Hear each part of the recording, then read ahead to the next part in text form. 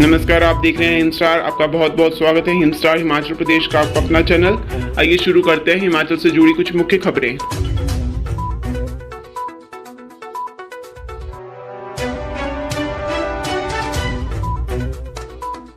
नाहन विधायक के बूथ पर सबसे कम व शैलेंद्र सिंह के मतदान केंद्र पर पड़े सबसे अधिक वोट।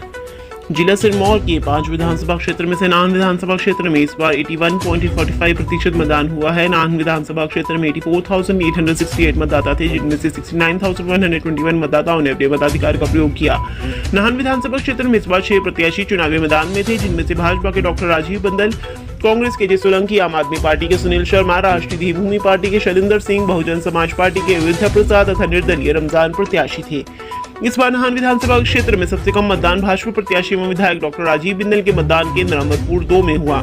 यहाँ पर 748 वोटर थे, जिनमें से 482 लोगों ने ही वोट डाले। यहाँ पर कुल 64.70% मतदान हुआ। वहीं सबसे अधिक मतदान राष्ट्रीय देवभूमि पार्टी के प्रत्याशी शैलेंद्र सिंह के पोलिंग बूथ बनेठी में हुआ। यहाँ पर 1014 मतदाता थे, जिनमें से 818 लोगों ने अपने मत का प्रयोग किया। यहाँ पर 80.67% मतदान हुआ है। वहीं कांग्रेस प्रत्याशी अजय सोलंकी के पोलिंग बूथ मियां का मंदिर में 69.75% मतदान हुआ। यहाँ पर 875 मतदाता थे, जिनमें से 611 ने मताधिकार का प्रयोग किया। वहीं आम आदमी पार्टी के प्रत्याशी सुनील शर्मा के पोलिंग बूथ पर 74.47% मतदान हुआ। डाबू मोहल्ला पोलिंग बूथ पर 803 वोटर थे, जिनमें से 598 लोगों ने मतदान किया। बहुजन समाज पार्टी के प्रत्याशी अयोध्या प्रसाद की पोलिंग बूथ डाबू मोहल्ला में 70.79% मतदान हुआ। यहाँ पर 760 मतदाताओं में से 538 ने ही अपने मताधिकार का प्रयोग किया।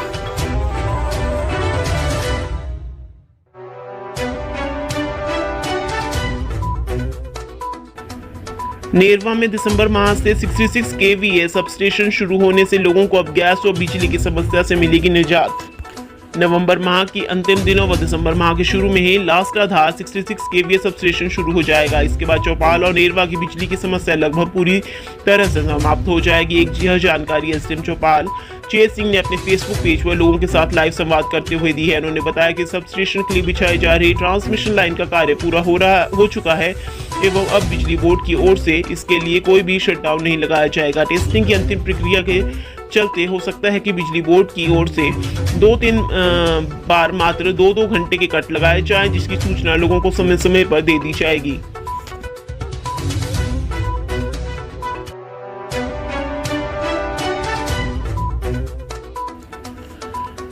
एचपीयू के पहले व दूसरे वर्ष के 70% छात्र फेल। एबीवीपी का प्रदर्शन, ऑनलाइन चेकिंग पर सवाल। HP university UG result. विश्वविद्यालय प्रशासन ने जब से ऑनलाइन प्रणाली लागू की है, तब से विद्यार्थियों के परीक्षा परिणाम में दिक्कत है।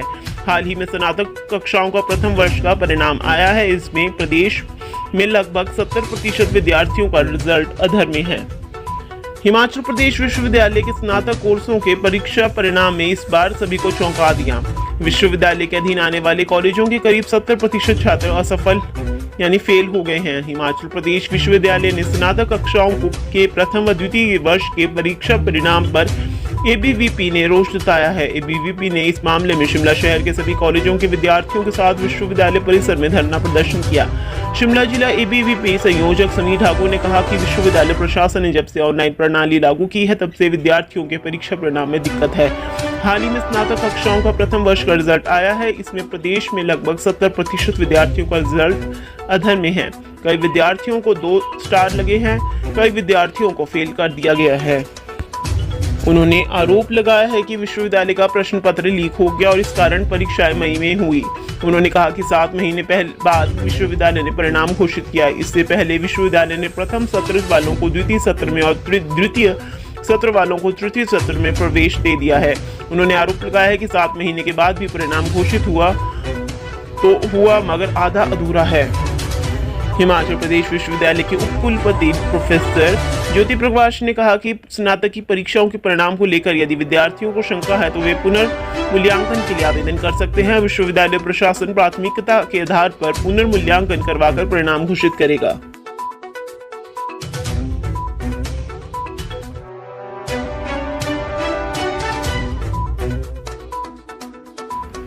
हिमाचल प्रदेश हाईकोर्ट ने बीएड डिग्री धारकों को जेबीटी टेट परीक्षा के लिए पात्र करने पर लगाई रोक। न्यायाधीश तरलोक सिंह चौहान और न्यायाधीश वीरेंद्र सिंह की खंडपीठ ने प्रदेश सरकार से 2 सप्ताह में जवाब तलब किया है।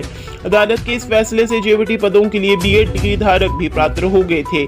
बाद में हाईकोर्ट ने राज्य सरकार की ओर से दायर पुनर्विचार याचिका में पारित आदेशों के तहत इस फैसले पर रोक लगा दी थी। इस रोक के बाद बीएड डिग्री धारक फिर से इन पदों के लिए अयोग्य हो गए थे। प्रार्थी ने आरोप लगाया था कि एनसीटीई की जिस अधिसूचना के तहत बीएड डिग्री धारकों जेवीटी टेट के लिए पात्र किया गया है, उसे राजस्थान हाईकोर्ट ने भी रद्द कर चुका है।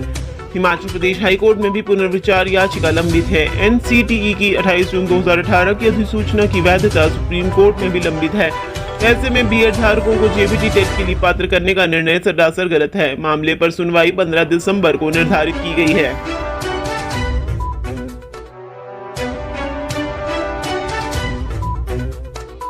धर्मगुरु दलाई लामा ने विदेशी अनुयायियों को दी शिक्षा, कहा लोगों के प्रति रखे करुणा। तिब्बती धर्मगुरु दलाई लामा ने कहा कि भव चक्र स्वभाव से सिद्ध नहीं है, जिसे हम देख रहे हैं। जो चीज ग्रहण करते हैं एक प्रकार से हम उसमें खो जाते हैं। जो स्वभाव से सिद्ध नहीं है तो बहुत ज्यादा उससे लगाव रखने की आवश्यकता नहीं है। शुक्रवार को शांतिमय विश्व स्थापित करने के लिए दलाई लामा ने कोरियन समुदाय के अनुयायियों के आग्रह पर मुख्य बौद्ध मठ चुंगलाखंग में उन्हें यह शिक्षा दी। 2 दिवसीय टीचिंग व fundamental wisdom of middle approach विषय पर दी जा रही है। टीचिंग के लिए कोरिया सहित विदेशी व स्थानीय तिब्बती समुदाय के लोग भी मैक्लोडगंज में मौजूद रहे।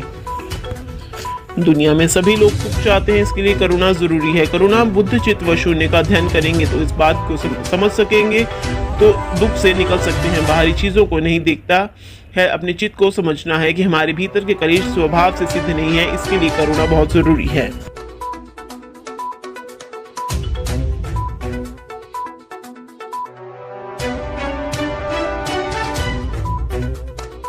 जिला सोलन में 40% बच्चे एनीमिया के शिकार, जांच भी जारी।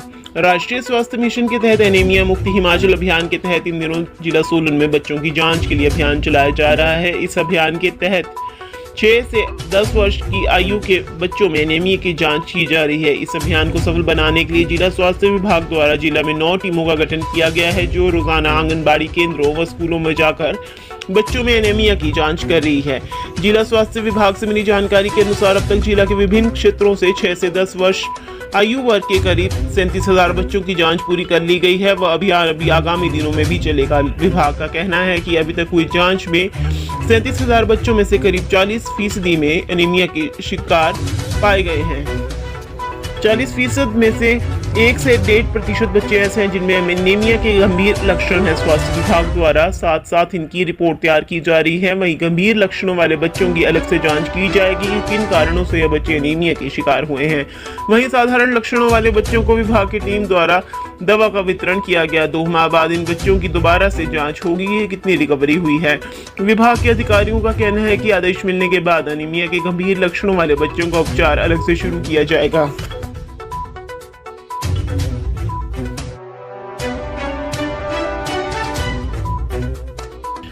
बजट के अभाव में हिमाचल की सड़कों पर सफेद पट्टी गायब। 9 बजे के बाद पुलिस भी रफू चक्कर। राज्य सरकार की अपनी सड़कों पर वाहनों की सुरक्षित यातायात के लिए सफेद पट्टी लगाने के लिए पर्याप्त बजट उपलब्ध नहीं है। यही नहीं, सर्दियां शुरू होती ही सुरक्षित यातायात सुनिश्चित करने वाली पुलिस रात 9 बजे सड़क से गायब हो जाती है। रात्रि गश्त करने वाली पुलिस टुकड़ी ही एक स्थान से दूसरी जगह तक पहुंचती है। राज्य मुख्यालय शिमला में ट्रैफिक लाइट्स खराब हुए कई वर्ष हो चुके हैं। शहर की सड़कों पर जाम लगने की स्थिति में ही पुलिस जवान यातायात संभालने के लिए उतरते हैं। भारतीय राष्ट्रीय राजमार्ग प्राधिकरण की सड़कों के किनारे रेडियम टेप को असामाजिक तत्व उखाड़ कर ले जाते हैं, क्योंकि यह कीमती होती है। वहीं प्रदेश की सड़कों पर ही रेडियम टेप नजर आती है। ऐसी सड़कों के मध्यम और दोनों किनारों पर रेडियम युक्त सफेद पट्टी दिखती है। हालांकि पार्किंग के लिए पीली पट्टी कहीं पर भी नहीं दिखती है। ऐसे में वाहनों की लाइट चमकने पर संकेतक मुश्किल से नजर आते हैं। प्रदेश के अधिकांश शहरों में लोक निर्माण विभाग के लगाए संकेतकों पर रात को वाहन चलाते हुए ध्यान खींचने के लिए रेडियम टेप नहीं लगी होती है। राज्य के 61 शहरों में यही स्थिति है। सर्दियों में शिमला शहर को छोड़ दें तो अन्य जिला मुख्यालयों पर सड़कें खाली हो जाती हैं, यानी यातायात सुरक्षा के नाम पर कोई कर्मचारी उपलब्ध नहीं होता है। राज्य राजमार्गों पर रेडियम टेप चमकती दिखती है। रेडियम टेप में पीला व लाल टेप चालकों को वाहन चलाने में मददगार साबित होता है। परवाणु से शिमला के बीच स्टील क्रैश बैरियर पर रेडियम चिपकाया गया है। यह रेडियम स्ट्रिप 100 से लेकर 200 रुपए तक मूल्य में बिकते हैं।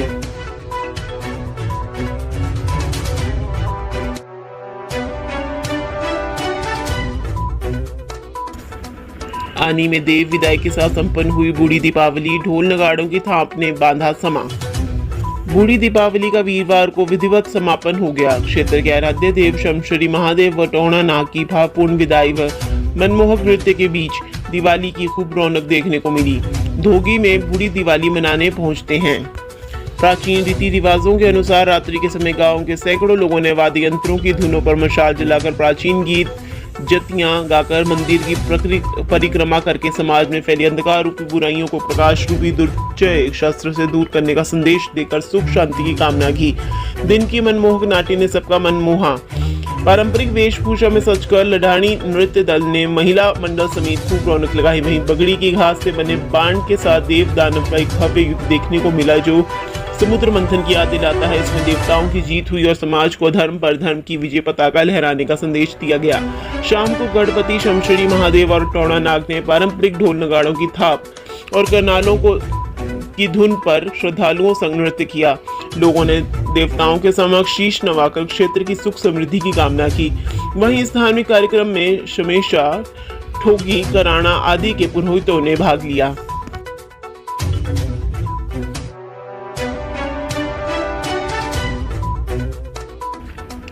विजय मर्चेंट ट्रॉफी के लिए हिमाचल की टीम घोषित। अक्षय की कप्तानी में 1 दिसंबर से कटक में खेलेगी match. Himachal Pradesh cricket association ने पुरुष अंडर 16 टीम को घोषणा कर दी है। विजय मर्चेंट अंडर 16 ट्रॉफी खेलने के लिए टीम 1 दिसंबर को उड़ीसा के कटक मैदान में उतरेगी। ग्रुप ए में अपने 4 मैच दिसंबर माह में कटक में खेलेगी। एचपीसीए ने इसके लिए टीम के 16 सदस्यों की घोषणा कर दी है। टीम का कप्तान अक्षय वशिष्ठ को बनाया गया है। अक्षय वशिष्ठ सोलन के रहने वाले हैं जबकि उप कप्तान अरमान विज हैं जो शिमला के रहने वाले हैं। एचपीसीए की चयनित अंडर 16 टीम में बिलासपुर से आदित्य कटारिया, हमीरपुर से अंशुल शर्मा, वास्तव गर्ग व अश्मित ठाकुर, कांगड़ा जिला से अग्रिम चमयाल, सिद्धार्थ ढिल्लो, अंश धीमान, कुल्लू से देवेश जोशी, मोक्षीत, देवांश कपूर, शिमला से अरबान विज, क्षितिज ठाकुर, सोलन के अक्षय वशिष्ठ, देवाशीष, नौनिहाल, उन्ना के अनुज कंवर शामिल हैं। वहीं अंकित अग्रवाल टीम के कोच हैं। सहायक coach Rohit Kalia, physio Mayank, manager Sanjay Kaushal हैं।